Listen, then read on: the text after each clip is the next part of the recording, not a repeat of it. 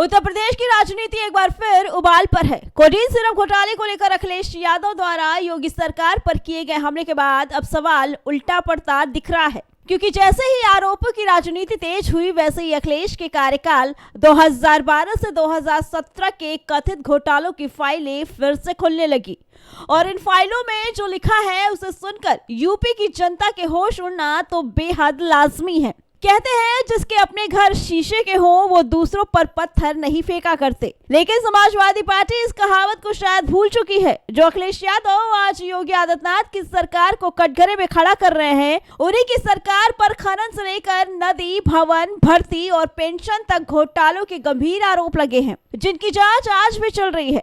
सबसे पहले बात करते हैं अवैध खनन घोटाले की, जिसे अखिलेश सरकार का सबसे बड़ा और चर्चित घपला माना जाता है। हमीरपुर समेत प्रदेश के 7 जिलों में नियमों को ताक पर रखकर मोरंग और बालू के खनन पट्टे बांटे गए। आरोप है कि टेंडरिंग को पूरी तरह नजरअंदाज कर चहेतों को फायदा पहुंचाया गया। सीबीआई के मुताबिक खुद तत्कालीन मुख्यमंत्री अखिलेश यादव ने एक ही दिन में 13 खनन पट्टों को मंजूरी दी। तत्कालीन खनन मंत्री गायत्री प्रसाद प्रजापति और कई वरिष्ठ IAS अधिकारी आज भी जांच के दायरे में हैं। कि हर माफिया के संबंध समाजवादी पार्टी से रहे हैं और मुझे लगता है आज विधानसभा में तो कार्रवाई संभवतः नहीं चलेगी, क्योंकि विधानसभा के हमारे एक सिटिंग माननीय सदस्य के आकस्मिक निधन के कारण वहां कॉन्डोलेंस होगा, लेकिन विधान परिषद में हमारे विधान परिषद के नेता सदन इस मुद्दे को वहां पर अगर उठेगा तो जरूर इस मुद्दे को वहां पे रखेंगे। अन्यथा हमारी ओर से कोई माननीय सदस्य बाहर भी अगर सदन में उठेगा ठीक है, बाहर उठेगा तो बाहर भी उसका जवाब देगा।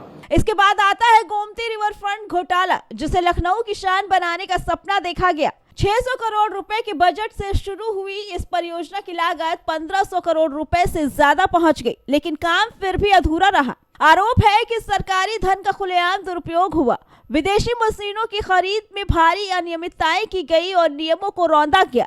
इस मामले में भी सीबीआई जांच चल रही है। JPNIC घोटाला यानी जयप्रकाश नारायण इंटरनेशनल सेंटर भी अखिलेश यादव के माथे पर एक बड़ा दाग है। दावा था कि ये प्रोजेक्ट 200 करोड़ में पूरा होगा, लेकिन खर्च दिखाया गया करीब 860 करोड़ रुपए। हैरानी की बात यह है कि इतना पैसा खर्चा होने के बावजूद ये प्रोजेक्ट भी अधूरा ही रहा। योगी सरकार ने सत्ता में आते ही इस पर सवाल उठाए और जांच शुरू करवाई।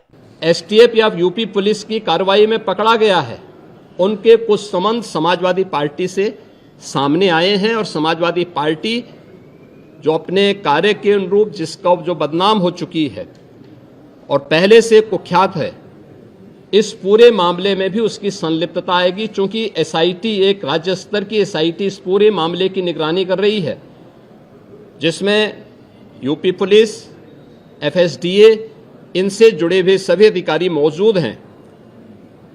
इनके अवैध रूप से तस्करी के साथ साथ इससे जुड़े हुए अन्य जो महत्वपूर्ण पहलू होंगे, किन किन लोगों के पास ये धन गया है, ये बातें भी सबके सामने आएंगी। इतना ही नहीं, लैपटॉप वितरण योजना, समाजवादी पेंशन योजना भी भ्रष्टाचार के आरोपों से घिरी रही। जांच में सामने आया कि पेंशन योजना में लाखों अपात्र लोग लाभ ले रहे थे। डेटा में भारी गड़बड़ी मिली और सरकारी खजाने को चूना लगाया गया। लैपटॉप खरीद और वितरण में भी करोड़ों के घोटाले के आरोप लगे। सबसे बड़ा दावा आया CAG रिपोर्ट के जरिए। योगी आदित्यनाथ ने विधानसभा में रिपोर्ट का हवाला देते हुए आरोप लगाया कि अखिलेश सरकार के कार्यकाल में करीब 97,000 करोड़ रुपए के खर्च का कोई हिसाब नहीं दिया गया।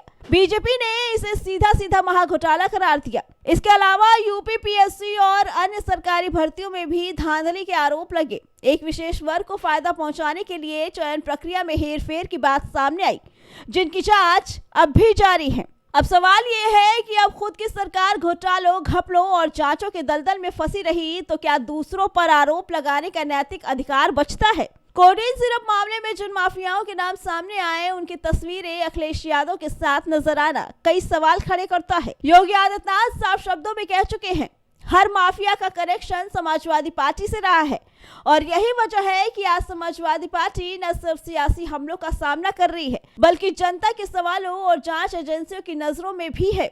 उत्तर प्रदेश की जनता अब जवाब चाहती है कि आरोपों की राजनीति कब खत्म होगी और सच्चाई कब सामने आएगी।